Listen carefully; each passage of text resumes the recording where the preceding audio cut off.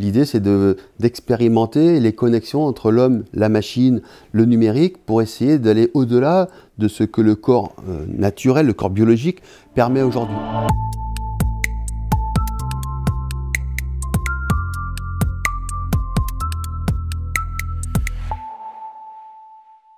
Alors, je m'appelle Philippe Liotard, je suis enseignant-chercheur à l'Université Lyon 1.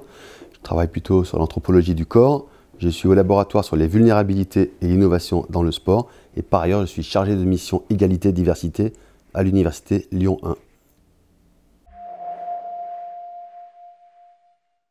Ce qu'on va appeler la performance sportive selon le modèle actuel va se constituer à la fin du 19e siècle, dans le dernier tiers, dernier quart du 19e siècle, au moment où le sport va se codifier et au moment où on va commencer à enregistrer les performances pour pouvoir les comparer. Ce qui va avoir plusieurs conséquences. D'abord le fait que les performances vont être mesurables, chronomètre, mesure décamètre, etc. Mais également elles vont être comparables puisqu'on va codifier les pratiques, ce qui fait que par exemple on va pouvoir comparer ce que font des Anglais et des Français à partir du moment où on va normaliser le 100 mètres, puisque un 100 yards c'est pas un 100 mètres, et à partir du moment où on va imposer le 100 mètres comme une épreuve internationale, tout le monde va pouvoir être comparé sur une distance et on va pouvoir enregistrer la succession de toutes les performances et pouvoir, à partir du record, hiérarchiser les performances sportives. Il n'y a pas de lien, a priori, entre la performance artistique et la performance sportive, sauf si dans le cadre de la performance artistique, des artistes utilisent le sport comme support, mais globalement, la performance artistique vise d'abord un travail d'expression artistique et un travail qui vise à produire de l'émotion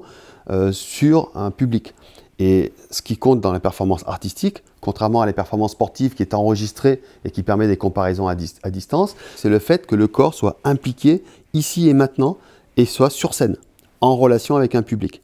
Un public qui peut être un public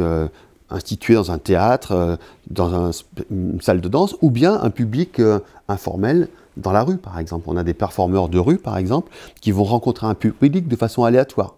En descendant la montée de la Grande Côte et en organisant quelque chose autour, il y a des gens qui vont les croiser par hasard, d'autres qui vont les suivre pour voir ce qui se passe. Et là aussi, on est dans une dimension d'interaction directe entre l'artiste ou les artistes et le public qu'il rencontre ou qui vient spécialement dans une salle voir une performance de théâtre ou de danse ou des performances dans des lieux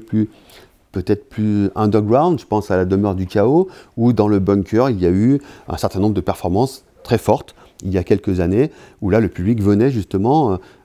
découvrir des artistes ou découvrir un lieu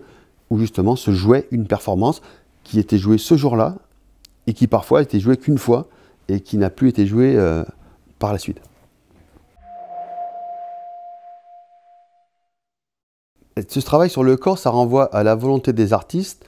d'utiliser le corps comme un support, comme un moyen, comme une matière, en fait, une matière artistique, mais aussi comme un espace d'expérimentation. Donc il y a une volonté d'explorer en fait le corps pour aller dans une logique d'expression artistique, de produire un spectacle. Alors ça peut bien sûr passer par des choses qui sont tout à fait contemporaines, le tatouage, il y a des gens qui font des tatouages lors de performances, le piercing, les suspensions corporelles, donc il y a tout un tas de choses comme ça qui existent et qui vont interpeller un public par rapport à une mise en scène du corps qui peut surprendre, qui peut bouleverser, qui peut séduire, mais en tout cas qui est significative et qui renvoie à une esthétique.